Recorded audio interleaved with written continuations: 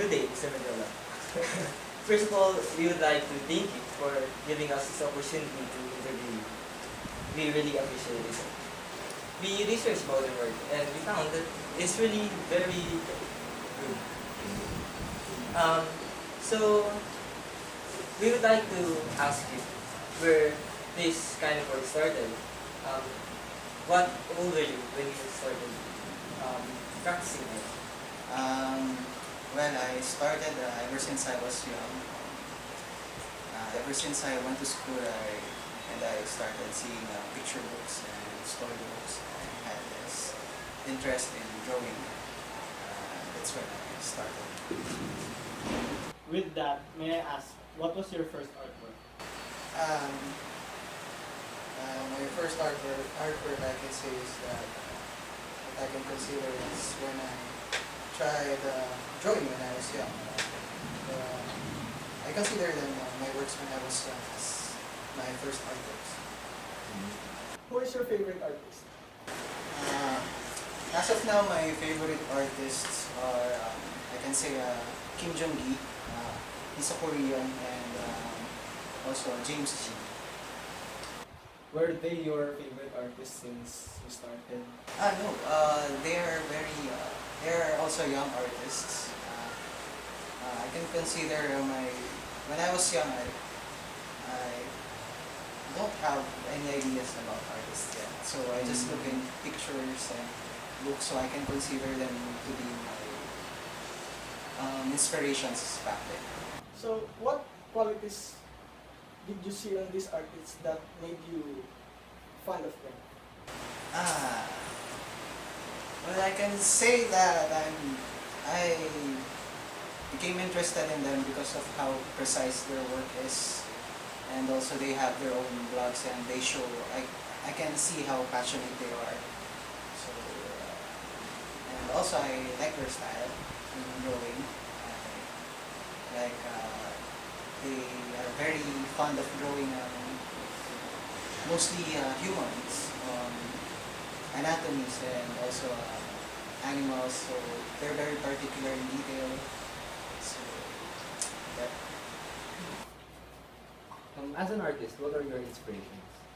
Well, for my artworks, I find inspiration in nature, and also I find myths and folklore, mostly stories, as my inspiration. I find them interesting. I try to depict them in my artworks.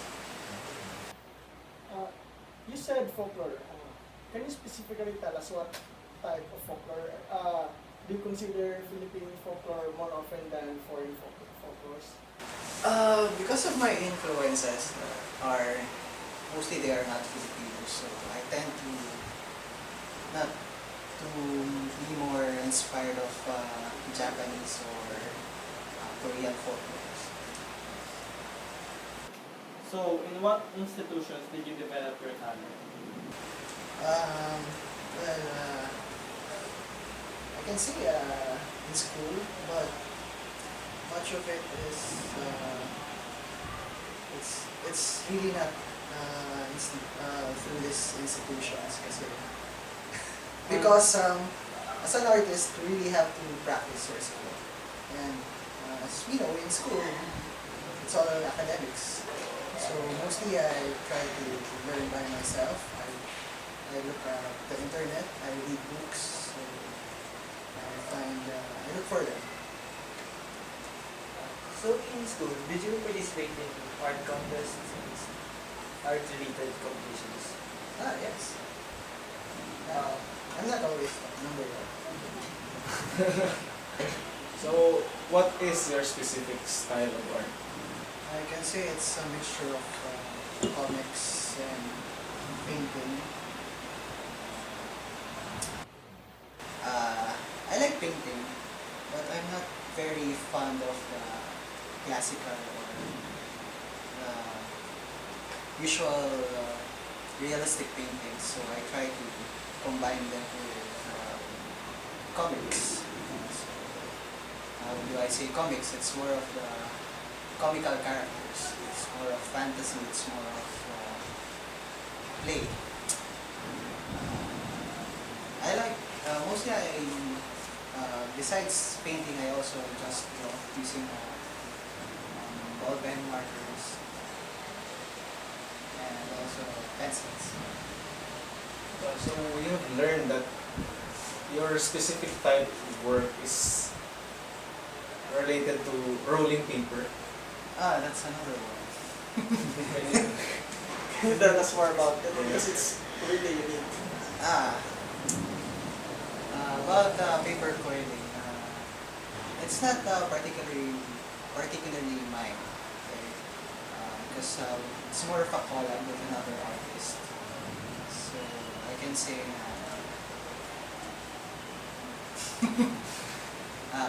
okay, it's more of a collab, and what I can say is it's more of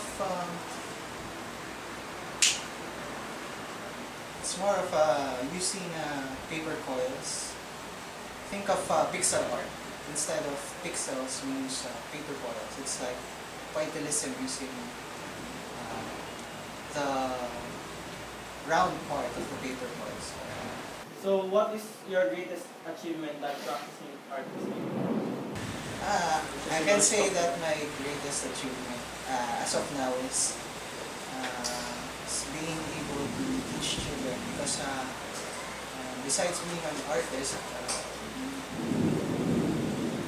me and other artists started this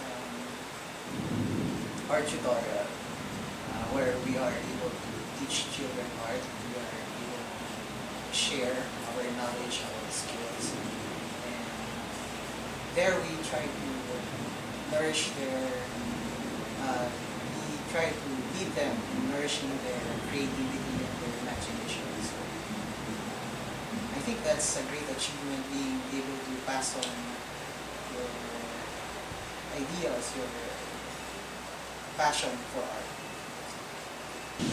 Oh, that's very interesting. How old are these children? Our youngest starts from 4 years old. Our oldest, which we had experience of teaching 30 plus. There's actually no, for me, it's like there's no right age for art to start to learn. Have you ever been invited in international exhibits? Yes, I've been once invited in Spot Art Southeast Asia. It's an exhibit in Singapore. They had an exhibit in Singapore where they feature different artists from different countries within Southeast Asia. Once there. Have you ever experienced frustrations in your works? As an artist, mostly frustrations. Mostly it's times when it's like a mental block. So it's like being stagnant. It's like not having any ideas. It's like not being able to start anything. So it's like you've got a bunch of ideas, but then you don't know what to do with it. So how do you recover from these mind blocks? Yes. In my experience, the thing that I usually do is just draw. You have to keep on drawing. You have to stop thinking, just draw, just paint, and find inspiration again, and we'll start having ideas. So finally, Mr. Mendiola, as we are nearing the end of this interview, can you give an advice for the aspiring artists out there? Okay. My advice is for my other fellow artists is never forget creative. Basically, artists. It's about creativity. It's not just about the skill or your vision or your talent. It's more of your imagination. It's more of your ideas.